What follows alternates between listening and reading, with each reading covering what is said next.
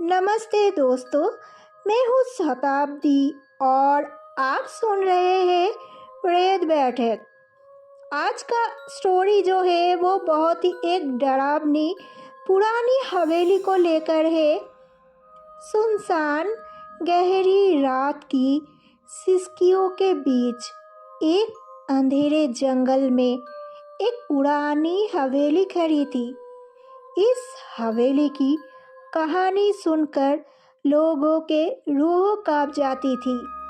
हवेली के अंदर की सच्चाई के बारे में बहुत कुछ कहा जाता था, लेकिन किसी को भी इसका रहस्य नहीं पता था। रात के समय जब चांदनी आकाश को अपनी रोशनी से झिलमिलाती थी, उस समय हवेली से सिर्फ एक ही बात सुनाई देती थी, एक बहुत ही भयंकर डरावनी रोने की आवाज़। क्या ये सभी बातें केवल एक भ्रम है या कुछ अत्यंत अद्भुत और डरावने सत्य का पर्दा फाश करेंगे? ये सच्चाई सिर्फ हवेली के अंदर छिपी है, जो जानने के लिए बहुत कुछ करना पड़ेगा। जंगल की गहराइयों में हवेली के पास एक छोटा सा गांव था। लोग कहते थे कि वहाँ के लोग रात को हवेली से डर डर कर गुजरते थे और उन्हें वहाँ के अत्यंत भयानक घटनाओं के बारे में डर होता था। गांव के लोग न केवल हवेली से बच्चों को धमकाकर डराते थे, बल्कि ये भी कहते थे कि रात को हवेली के पास ना जाना, क्योंकि वहाँ आत्माओं की गहरी आवाज़ सुनाई देती थी। वहाँ के लोगों के इन कथाओं में के बारे में सुनकर एक नौजवान युवक रातुल ने निश्चय किया कि वो इस रहस्यमय हवेली का साथ जानकर ही रहेगा। रात के अंधेरे में उसने अपना सामान संग लिया और हवेली के ओर चला। हवेली के पास पहुंचकर उसने अपने दिल को संभाला और दरवाजे पर धीरे से दस्तक दी। दरवाजे के पीछे से आवाज़ आई, कौन है? मैं हूँ रातुल। मुझे यहाँ के रहस्य को जानने का शौक है, उसने धीरे से उत्तर दिया। दरवाज़ा खोला गया और रातुल को अंदर बुलाया गया। हवेली के अंदर की आवाज़ें और ये वातावरण उसे भयभीत कर रहा था, लेकिन वो अपनी हिम्मत नहीं हारा। रातुल ने हवेली के अंदर धीरे धीरे कदम बढ़ाते हुए और हवेली के हर कोने को गौर से देखने लगा। दीवारों पर लटकी हुई चित्रों के साए जलीदान खिड़कियों से आई रात की ठंडक और आवाज़ों का एक मिश्रण उसे डरावना महसूस हो रहा था। धीरे धीरे वो एक पुराने कमरे में पहुंचा, जिसके दरवाजे का ताला बंद था। उसने धीरे से दरवाजे को खोला और कमरे में प्रवेश किया। अंधेरे में वो एक चमकीली चित्रकला के सामने खड़ा हुआ, जिसमें एक सुंदर स्त्री का चित्र था। रातुल की नज़रें चित्र से हटी और उसने कमरे को कोने की ओर देखा। वहाँ एक पुरानी किताब रखी हुई थी जिसके पन्ने थोड़े फटे हुए थे। उसने धीरे से किताब को खोला और पहले पन्ने पर देखा। पन्ने पर लिखा था, जब रात का अंधेरा छाने लगता है और आवाज़ों की गहराई में डूब जाता है, ये दिल तो बस ये समझो कि हवेली में हो रही है खोज एक नए अनजाने सच की। रातुल के हृदय में एक अजीब सी चिंगारी उठी। क्या ये किताब उसे इस हवेली के रहस्य का उत्तर दे सकती है? रातुल ने किताब के अगले पन्ने को पलटा। पन्नों पर लिखावट इतनी पुरानी थी कि मुश्किल से पढ़ी जा सकती थी, लेकिन उसने अपने हृदय की धड़कन को स्थिर करते हुए ध्यानपूर्वक पढ़ना शुरू किया। किताब में हवेली के इतिहास के बारे में कुछ महत्वपूर्ण बातें लिखी हुई थी। इस हवेली का निर्माण 17वीं सदी में राजा विक्रम सिंह द्वारा किया गया था। कहा जाता है कि राजा ने यहाँ एक दुर्लभ रत्न छिपाया था जिसे कालद्रोय कहा जाता था। इस रत्न में अत्यंत शक्तिशाली और रहस्यमय शक्तियाँ थीं, लेकिन इस रत्न की खोज ने हवेली को अभिशप्त कर दिया। रातुल का उत्साह और बढ़ गया। उसने आगे बढ़ा। रत्न की खोज करने वालों में से कोई भी जीवित नहीं बचा। हवेली में आत्माओं की आवाज़ें सुनाई देने लगी और लोगों ने यहाँ आना बंद कर दिया। लेकिन कहा जाता है कि जो कोई भी इस रत्न को खोज निकालेगा उसे अत्यंत शक्तियाँ प्राप्त होगी। ये पढ़कर रातुल की आँखों में चमक आ गई। क्या ये रत्न अभी भी यहाँ है? उसने किताब को और पलटा, लेकिन अगले पन्ने पर कोई लिखावट नहीं थी। ये किताब जैसे कि आधी ही अधूरी थी। अब उसे इस रहस्य को सुलझाने का जुनून सवार हो गया। वो कमरे से बाहर निकलकर हवेली की अन्य हिस्सों की ओर बढ़ा। हर कोने में उसे कुछ न कुछ अजीब लगता। पुराने फर्नीचर, धूल से भरी वस्त्र और हवा में तैरती हुई फुसफुसाहटें उसे बेचैन कर रही थी, लेकिन उसका मनोबल मजबूत था। जैसे ही वो हवेली के पिछले हिस्से पर पहुंचा, उसे वहां एक पुरानी सीढ़ी दिखी जो हवेली के तहखाने की ओर जाती थी। उसने धीरे से सीढ़ियों पर कदम रखा और नीचे उतरने लगा।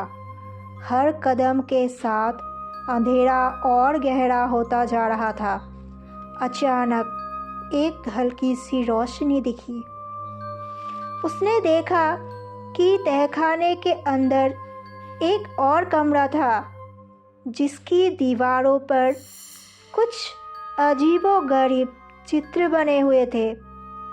रातुल ने तहखाने के कमरे में कदम रखा और देखा कि वहाँ एक पुराना सिंदूक रखा हुआ था। उसने धीरे धीरे सिंदूक का ढक्कन खोला और उसकी आंखें चौंधिया गई। सिंदूक के अंदर एक चमकता हुआ रत्न था जिसकी रोशनी पूरे कमरे को आलोकित कर रही थी। यही था वो कालद्रोय रत्न।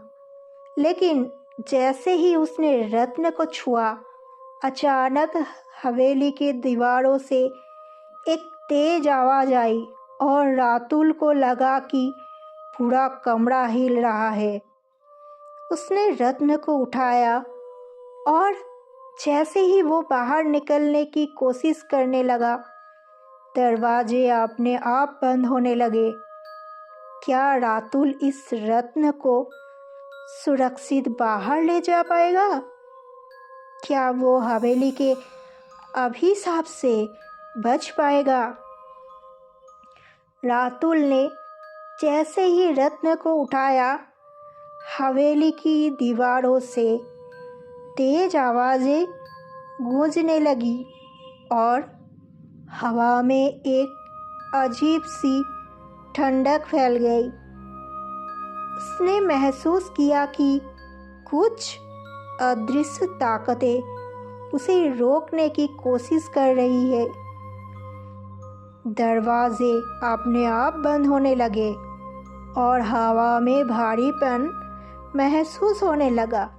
रातुल ने अपने दिल की धड़कन को स्थिर रखने की कोशिश की और तेजी से भागने लगा। उसने तहखाने से बाहर निकलने का प्रयास किया, लेकिन हर कोने से आती हुई आत्माओं की आवाज़ें उसे रोकने की कोशिश कर रही थी। अचानक उसने महसूस किया कि हवेली की आत्माएं उसे घेर रही है। एक आत्मा जो एक बूढ़े आदमी की थी, उसके सामने आकर खड़ी हो गई। उसकी आंखों में गहरी उदासी और क्रोध था। आत्मा ने कहा, तुमने कालद्रय को छूकर अभिशाप को जागृत कर दिया है। अब ये हवेली तुम्हें कभी नहीं छोड़ेगी। रातुल ने साहस जुटाते हुए कहा, मुझे इस रत्न का अभिशाप खत्म करना है। मुझे बताइए कि मैं इसे कैसे समाप्त कर सकता हूँ। आत्मा ने कहा, इस रत्न को नष्ट करना आसान नहीं है। इसे नष्ट करने के लिए तुम्हें इसे उसी स्थान पर ले जाना होगा जहाँ से ये आया है, प्राचीन मंदिर के गर्भगृह में। वहाँ इसे देवी दुर्गा की मूर्ति के सामने रखना होगा। केवल तभी इसका अभिशाप समाप्त होगा। रातुल ने आत्मा की बातों को समझा और तेजी से हवेली से बाहर निकलने का प्रयास किया। वो जैसे ही हवेली के मुख्य द्वार तक पहुंचा, उसने देखा कि दरवाज़ा बंद था। आत्माओं ने उसे रोकने के लिए हर संभव प्रयास किया, लेकिन रातुल ने हार नहीं मानी। उसने दरवाजे को जोर से धक्का दिया और आखिरकार बाहर निकलने में सफल रहा। वो तेजी से गांव की ओर भागा। गांव के लोग तभी भी जाग रहे थे और उन्होंने रातुल को हवेली से बाहर निकलते हुए देखा।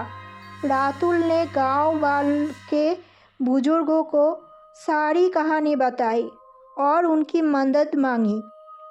गांव के बुजुर्गों ने उसे प्राचीन मंदिर का रास्ता बताया और कुछ युवकों को उसके साथ भेजा। रातुल और गांव के युवक मंदिर की ओर चल पड़े। रास्ते में उन्हें कई कठिनाइयों का सामना करना पड़ा, लेकिन उन्होंने अपने साहस और संकल्प को कमजोर नहीं होने दिया। अंत वे मंदिर पहुंचे और गर्भगृह में प्रवेश किया। रातुल ने कालद्रय को देवी दुर्गा की मूर्ति के सामने रखा और प्रार्थना करने लगा। जैसे ही रत्न देवी की मूर्ति के सामने रखा गया, एक तेज प्रकाश फैल गया और पूरा मंदिर आलोकित हो गया। हवेली का अभिशाप समाप्त हो गया और आत्माओं को मोक्ष मिल गया। रातुल ने राहत की सांस ली और गांव लौट आया। गांव के लोग रातुल की वीरता और साहस की प्रशंसा करने लगे। हवेली का रहस्य अब सुलझ चुका था और वहां के लोग अब बिना किसी डर के रह सकते थे। रातुल की बहादुरी और साहस की चर्चा पूरे गांव में फैल चुकी थी। हवेली के अभिशाप समाप्त होने के बाद गांव के लोग अब सुरक्षित महसूस करने लगे थे। हवेली में अब कोई भयावह आवाज़ें नहीं आती थी और आत्माओं को मोक्ष मिल चुका था। लेकिन रातुल की कहानी यही ख़त्म नहीं हुई। हवेली के रहस्य को सुलझाने के बाद भी उसके मन में कुछ सवाल थे। उसने सोचा कि राजा विक्रम सिंह ने आखिर क्यों इतना शक्तिशाली रत्न छिपाया था और इसका क्या महत्व था। रातुल ने गांव के बुजुर्गों से इस बारे में बात की। बुजुर्गों ने बताया कि राजा विक्रम सिंह एक विद्वान और जादूगर था। उन्होंने इस रत्न को अपनी शक्तियों को बढ़ाने के लिए उपयोग किया था। लेकिन एक दिन राजा ने महसूस किया कि इस रत्न की शक्तियाँ बहुत खतरनाक है और इसे सुरक्षित रखना आवश्यक है। इसलिए उन्होंने इसे हवेली में छिपा दिया और इसके बारे में किसी को भी नहीं बताया। रातुल ने महसूस किया कि ये रत्न केवल शक्तियाँ देने के लिए नहीं थी, बल्कि ये एक परीक्षा भी थी। ये उन लोगों की परीक्षा लेता था जो इसे खोजने की कोशिश करते थे। रातुल ने इस अनुभव से सीखा कि सच्ची शक्ति बाहरी वस्तुओं में नहीं होता, बल्कि हमारे अंदर होती है। गांव के लोग अब रातुल को एक नायक के रूप में देखते थे। उन्होंने उसे सम्मानित किया और उसकी बहादुरी की कहानियाँ आने वाली पीढ़ियों को सुनाने का वचन दिया। कुछ महीनों बाद रातुल ने हवेली को एक संग्रहालय में बदलने का फैसला किया। उसने वहाँ की प्राचीन वस्तुओं और चित्रों को संरक्षित किया और हवेली को एक पर्यटन स्थल बना दिया। गांव के लोग अब गर्व महसूस करते हैं कि उनके हवेली का रहस्य सुलझ चुका है और अब ये गहर एक ऐतिहासिक धरोहर के रूप में जानी जाती है। रातुल ने अपनी यात्रा से न केवल गांव को सुरक्षित किया, बल्कि एक नई शुरुआत की। उसकी कहानी प्रेरणादायक बनी और उसने ये साबित किया कि साहस, संकल्प और ईमानदारी से हर चुनौती का सामना किया जा सकता है। तो दोस्तों, कैसी लगी आपको ये कहानी? अगर आपको ये कहानी अच्छी लगी तो एक लाइक, कमेंट और शेयर ज़रूर कर देना और चैनल को सब्सक्राइब भी कर देना। एंड टेक केयर दोस्तों।